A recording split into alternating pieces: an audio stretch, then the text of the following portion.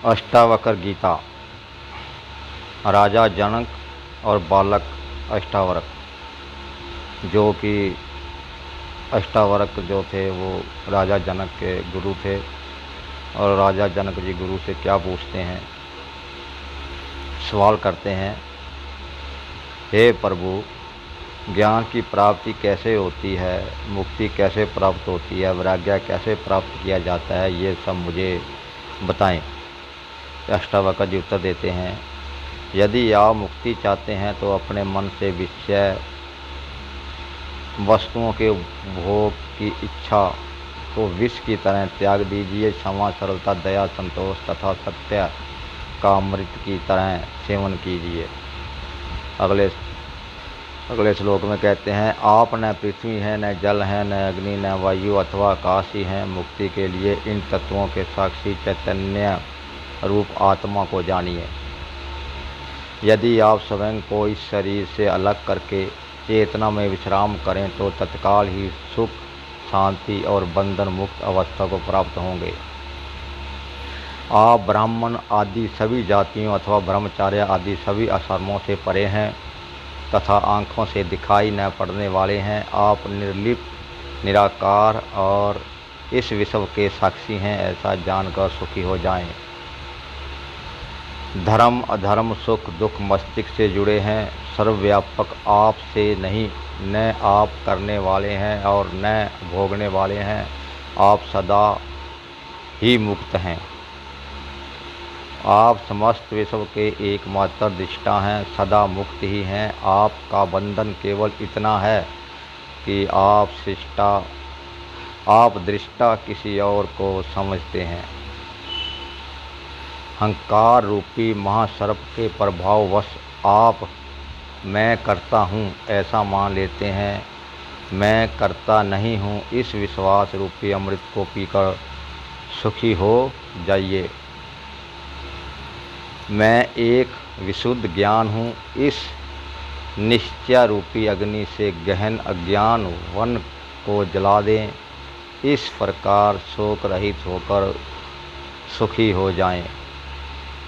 जहाँ ये विषव रस्सी में सर्प की तरह अवास्तविक लगे, उस आनंद परम आनंद अनुभूति करके सुख से रहें। स्वयं को मुक्त मानने वाला मुक्त ही है। स्वयं को मुक्त मानने वाला मुक्त ही है और बद्ध मानने वाला बंधा हुआ ही है। यह कहावत सत्य ही है कि जैसी बुद्धि वैसी गति। आत्मा साक्षी, सर्वव्यापी, पूर्ण, एक, मुक्त, चेतन, अक्रिया, संग, इच्छा रहित, एक एवं शांत है। ब्रह्मवंश ही ये संसारिक प्रतीत होती है। अपरिवर्तनीय, चेतन व अद्वैत आत्मा का चिंतन करें और मैं के भ्रम रूपी आभास से मुक्त होकर ब्रह्म विश्व की अपने अंदर ही भावना करें। हे पुत्र, बहुत समय से आप मैं शरीर हूँ, इस भाव बंधन से बंधे हैं।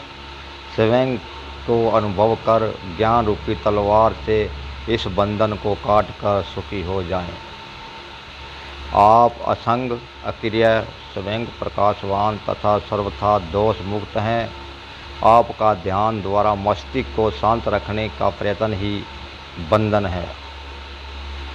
यह विश्व तुम्हारे द्वारा व्याप्त किया हुआ है, वास्तव में तुमने इसे व्याप्त किया हुआ है। तुम शुद्ध और ज्ञान स्वरूप हो, छोटेपन की भावना से ग्रस्त मत हो।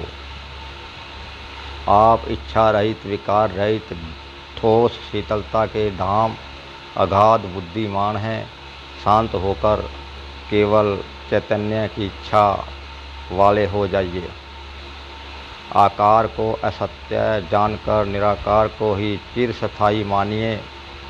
इस तत्व को समझ लेने के बाद पुनः जन्म लेना संभव नहीं है। जिस प्रकार दर्पण में प्रतिबिंबित रूप उसके अंदर भी है और बाहर भी, उसी प्रकार परमात्मा इस शरीर के भीतर भी निवास करता है और उसके बाहर भी। जिस प्रकार एक ही आकाश पात्र के भीतर और बाहर व्याप्त है, उसी प्रकार शाश्वत और सतत परमात्मा समस्त प्राणियों में विद्यमान है। ये था अष्टावक्र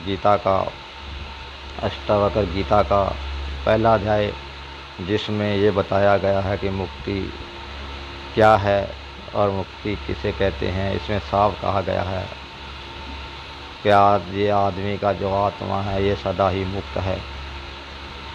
किसी भी आजकल के